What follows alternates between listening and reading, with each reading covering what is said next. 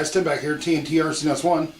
This video I'm putting under my tips, tricks, how-tos, and time savers. Many of you know I've been doing a complete recover series on the Hanger 9 Twist, this airplane right here. I wanted to put this section under the tips and tricks because of specifically what I got to do.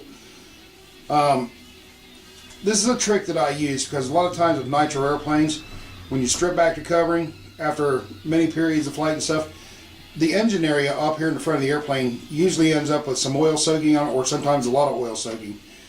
So this is a tip that I use, or trick if you want to say, to get your covering to stick back over top of them oily areas with minimal effort. Now there's several things you can do. You can go to your local hobby shop and get a flat clear butyrate dope, and then you just treat the area with that, brush it on, let it dry, or even just get a spray on.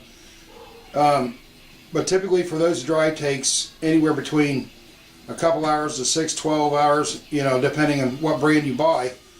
But what I do is a lot quicker, a lot simpler than having to try to replace the wood or waiting long periods of time to get the dope to dry up enough. Then you have to sand it down, apply more coats. The method I use, you can apply several coats, and within an hour's time you're ready to put the covering back on this airplane. But what I do is I usually just take hairspray like this right here. This is the Aquanet. It's my buddy bought it a few years ago, but he got the extra super hold thinking it'd be better that way, but it makes no difference. Just get an inexpensive hairspray. This is an 11-ounce can, and this is about 4 years old. Just make sure it's shaken up well. But what you'll need is, you know, just a hairspray. If you need to do it in a different fashion, you can use a little medicine cup or Dixie cup or something like that. You may need one of those. And then I use a 1-inch brush, and you'll see what I'm going to do with that here in a moment. But basically all you're just going to do with this stuff is just take the area that needs to be treated for your oil soaking, and you're just going to saturate it with your hairspray. Just get it on there nice and thick. I mean, you don't want to puddle it up real bad, but you want to get it nice and wet, just like that. Now, I don't know if you can see in the video how glossy it is. I mean, it's pretty wet with that hairspray. But you want to even it out and take your brush and just even it out with that. And just like you're in art class, just brush it over, get it into that wood, let it saturate in there, and apply as many coats as you want. Just like painting, just wait a few minutes between each coat. And if you already have covering on your plane and it gets on that other covering, don't need to worry about that. It just take a damp cloth, wipe off that covering, and it comes right off.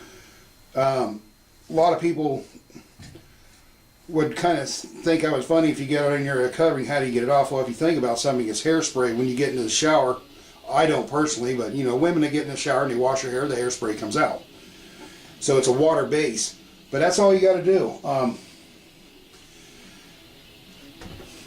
I've used this method for, oh God, a number of 25 or plus years better, and it hasn't failed me yet.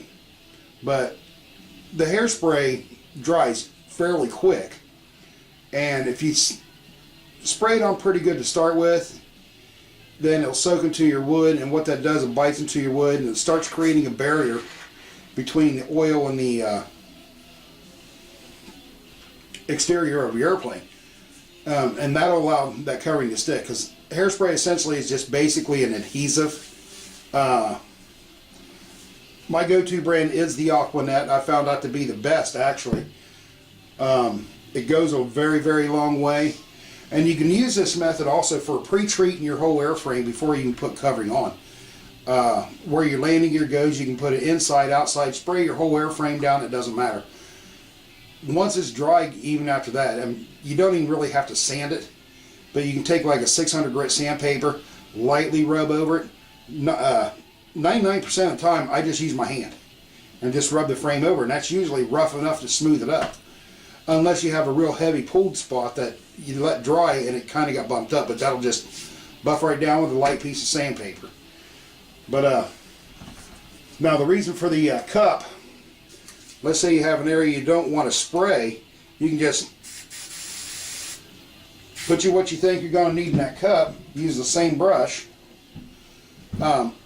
This corner right up in here, it's got some pretty good soaking right up here in the front by the engine, and also on the edge right here where the muffler passes through, it's got some soaking. But you can just take a brush and just brush that in. You know, put a bunch on there, and neatness is not really a factor in this case. Just the important thing is you get the wood treated that you want that make sure that covering sticks to. And like I said, like if you wanted to, you can just pre-treat a whole airframe before you even do that. And while you have it on your brush, you can get like these edges right here where the muffler is, around where the needle valve goes. And once you get your covering back on your aircraft, you know, to seal up around where your needle valve passes and where your exhaust comes through and everything else. Once you get that covering on here, you can actually seal off the edges and stuff by just mixing up a little bead of epoxy and smear it all up around. But you can see that it's real quick, real easy. Notice one little spot here, it's just a little heavy yet. So you can just take your brush and just brush it over. But you can do this as many times as you want. This can is around $2 or $3. I can't remember. It's not very expensive. But one little thing of dope, a 1 ounce jar of dope is going to cost around $7 or $8. And then with the dope, not only do you have to have the dope, but you have to have the dope thinner or lacquer thinner or something to clean your brush out. This right here just cleans out with just regular warm water. So, but once that's good and dry, give it about a good hour, and then you're able to start reapplying covering to it. You know, just run your hand over it and check for rough spots. If you need to sand a little bit, take about a 600 grit, and you should be good to go to get your covering on. So it's Tim, TNT RCNS1, and Miss TNT RCNS1. see you on the next video, guys.